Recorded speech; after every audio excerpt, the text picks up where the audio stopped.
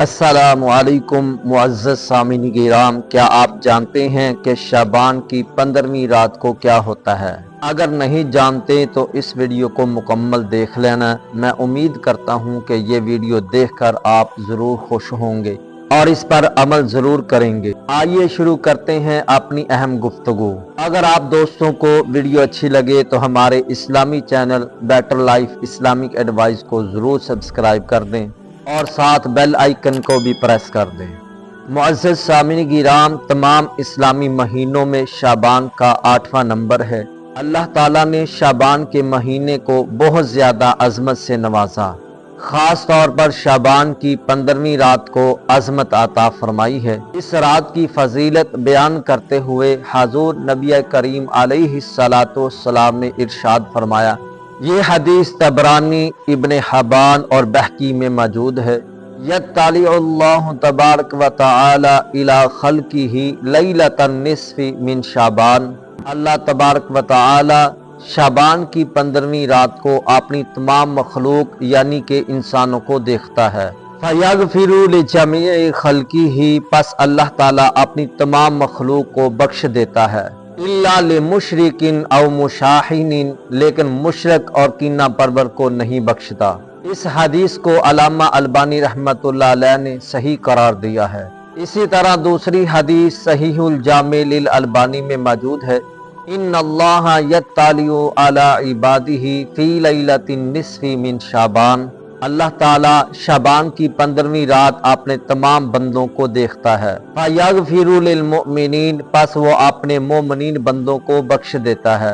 ویملی للکافرین، اور کافروں کو اسلام لانے تک کے لیے مہلت دے دیتا ہے۔ ویدع اہل الحقد بحقدہم حتی یدعوہ، اور کینہ پرور لوگوں کو چھوڑ دیتا ہے یعنی کہ مہلت دے دیتا ہے یہاں تک کہ وہ اپنے دلوں کو کینہ سے پاک کر لے۔ میرے عزیزان گرامی، ان دونوں حدیثوں سے صاف پتہ چلتا ہے کہ اللہ تعالیٰ دو آدمیوں کو جب تک وہ گناہ کو چھوڑ نہ دیں کبھی معاف نہیں کرے گا۔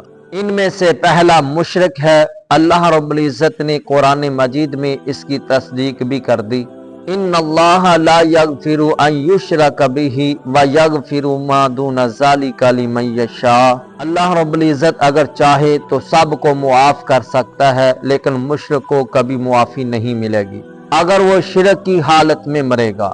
اور دوسرا بد نصیب آدمی جو کسی مسلمان بھائی کے بارے میں بغض و عناد، دشمنی اور نفرت رکھتا ہو، وہ بھی معافی کا مستحق نہیں ہے جب تک کہ وہ دلوں سے بغض و عناد صاف نہ کر لے۔ میرے عزیز بھائیو، آج ہم اپنے ماحول کو دیکھیں تو اس گناہ کبیر میں سب لوگ شامل ہو چکے ہیں۔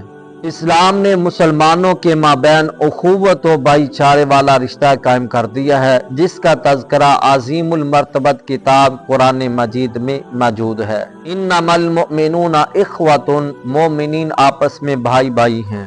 میرے عزیز بھائیو، یہ رشتہ اس وقت تک قائم اور دائم رہے گا جب تک ہمارے دلوں میں اپنے بھائی کے لیے الفت موجود ہے۔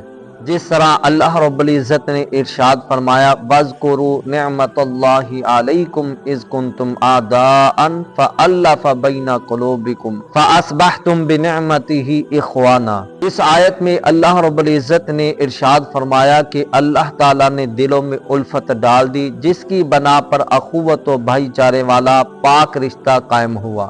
میرے عزیز بھائیوں، جو اس رشتے کو توڑنے کی کوشش کرے گا وہ جنت میں نہیں جا سکے گا۔ اس عظیم گناہ کی وجہ سے رشتہ داریوں میں دراڑیں پڑ گئیں، اللہ رب العزت کے گھر اجڑ گئے، دشمنیوں میں اضافہ ہونے لگا، جانیں ضائع ہونا شروع ہو گئیں، مقدس رشتہ اخوت اجڑ گیا، خیر و بلائی نہ ہونے کے برابر ہو گئی۔ میرے عزیز بھائیو، اگر ہم بھی اس گناہ کی بینٹ چڑھ چکے ہیں تو اس حدیث مبارکہ کو سینہ سے لگا لیں۔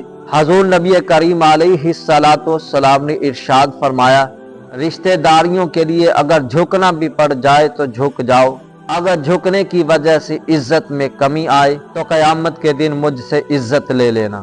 آئیے ہم اللہ تعالیٰ سے سچے دل سے معافی مانگیں اور ان خوش نصیب لوگوں میں شامل ہو جائیں جن کو اللہ رب العزت نے شعبان کی 15ویں رات معاف کرنا ہے۔